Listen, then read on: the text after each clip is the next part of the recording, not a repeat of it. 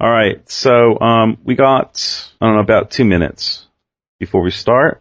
Don, did you meet Bill? Do you want no, to I did. We were about to meet, and then Shelton started snickering, and it all fell. It's nice to meet you, Don. How are you? Bill, hey, I'm great. Nice to meet you too. Wow, what a thrill! Well, I hope you have more thrilling things in your life than that. I feel bad for you if you don't.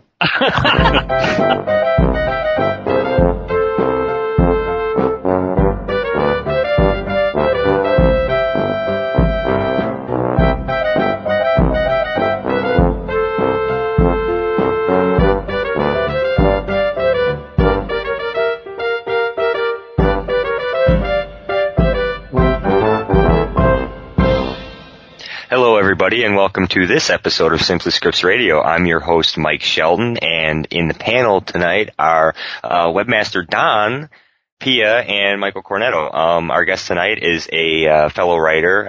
He has written projects such as Blast from the Past and Enchanted, and a couple other ones that are in the works, I guess, as we speak, that we'll probably get into a little bit later in the show. Our guest tonight is Bill Kelly. How you doing, Bill? I'm doing well, Mike. Thank you. You're welcome. Welcome to the show. It's fabulous to be here. All right. Well, you were referred to us from Ron Osborne, who was on the show, I don't know, a couple months back, and he had asked us to specifically ask you about how Enchanted came to be made from your script. He says it's a pretty interesting story, so I think we'll start with that. Okay. I mean, it's interesting, I guess, in terms of the longevity behind it. I had done Blast from the Past. That was my first movie. And then that was in 1998. And the next script I wrote after that was Enchanted, which I came up with it with my producer, Sunil Prakash, who I've worked with on all my movies, he's the producer of Salt, which is coming out in July, that big Angelina movie, which should be great. Mm-hmm. And he and I developed it together, and it took a while to write. And then, it sold in a bidding war, which I don't know that they really have those anymore, but it was a bidding war between 7 studios, excuse me. It sold in a day. Wow. And to Disney.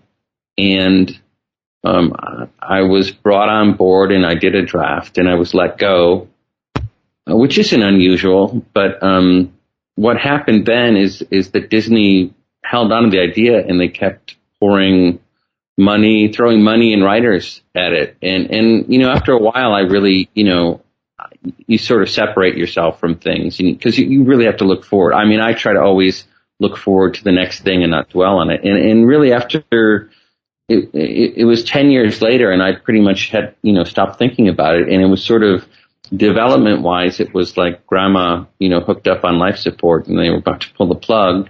And Sunil and I went in there and basically pitched a take of it. And I said, listen, I can write this, sounds like that.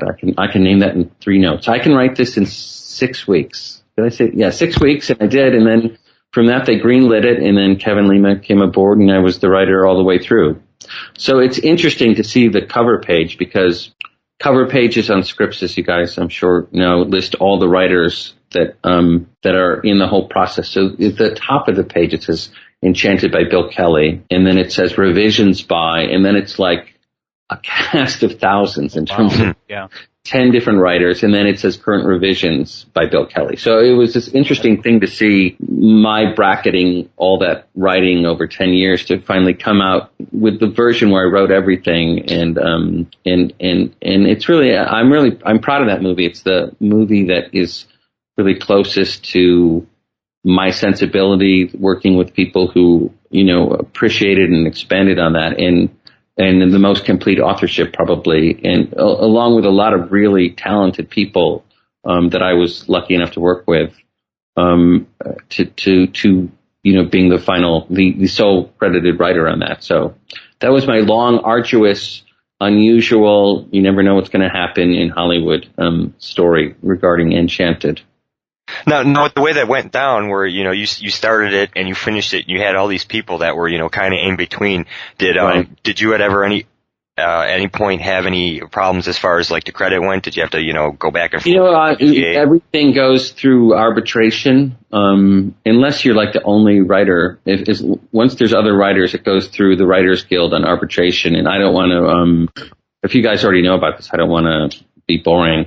No, I mean, I know a little bit about it, but I don't. It comes down to percentages and stuff, and you really, different writers make these cases that I created this amount of it, and it goes to plot lines and storylines and characters and theme, and you literally have to create like a dossier, a defense case on, listen, I deserve this credit because, and I mean, it was pretty straightforward. I mean, there was another writer who was, arbitrating on it. I think might have been more than one.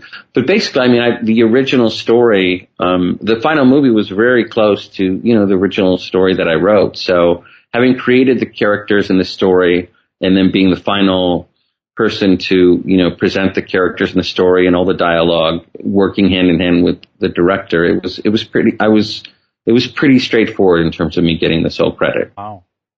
Now, how did you, come about to actually come up with the story and write the script? My producer, Sunil Prakash, who's a clever fellow, he and I were talking about The Sound of Music and how much we love The Sound of Music and how fun it would be to somehow figure out a way to do a modern Sound of Music. And originally, and I'd written a couple of drafts of this script where it was about like the last nun in America. Basically, the convent was sold so they could use the land for a water park, by the archdiocese. And so this nun, this modern day Sister Maria, is thrust upon the world in all her singing innocence. And we were arguing about it because it didn't work. And the argument even got ferocious, and we're calling each other names. And I'm saying, this thing's, no one's going to believe that a real person acts like that. That's the problem with the reality of this. It'd be one thing if it was a cartoon or something, but we're just doomed to failure the way it is. And we both clicked on the idea of the cartoon, not literally in terms of the animation, but the idea of a fairy tale character. The animation proved to be, especially in light of the Disney of it, the perfect sort of media vehicle for it, but the idea of a fairy tale character going into that world. So that was basically the idea. From there, we wrote it, and it took about a year to write, and then it, it went through its 10-year journey. So now for the the animation parts in the film, did you write that any differently than everything that takes place in the real world, or was it just? It's what I was really trying to do was make every reality real to its own reality. So the animation part, where she's in Andalasia was, played very real, but very real for the world of Andalasia. So for her, I always thought that she was a very smart girl, but she's grown up in a world where this is her reality. This is what you do, is you grow up and you sing songs and you play with animals and dance and you marry a prince. So we try to treat both parts of it equally so that the collision would sort of create this third dynamic between those two worlds. Now, with all the music in there, did you have any part in that at all? I had the idea in terms of like where there were possibilities for placement of music. I think the I Want song, True Love's Kiss, the idea of that was in the script, and I would do like dummy lyrics. The idea of the song in the park, which ended up being How Do You Know, that was planted in there. But then there's other things that came out of the whole process, collaboratively, like the Happy Working song, that came as a result of the collaboration with Kevin Lima and Alan Menken and Steven Schwartz, who are such icons and, ridiculously talented that I was so privileged to work with. But basically I would write like dummy lyrics, like the moon is blue in June or whatever. And then, just the idea of what the song is and what it needs to communicate. And then, Alan Menken and Steven Schwartz would come up with these little demos that they'd go back and forth with Kevin Lima, and we'd listen to those and talk about them, and Kevin would talk back and forth, and that's how we eventually arrived at all those songs.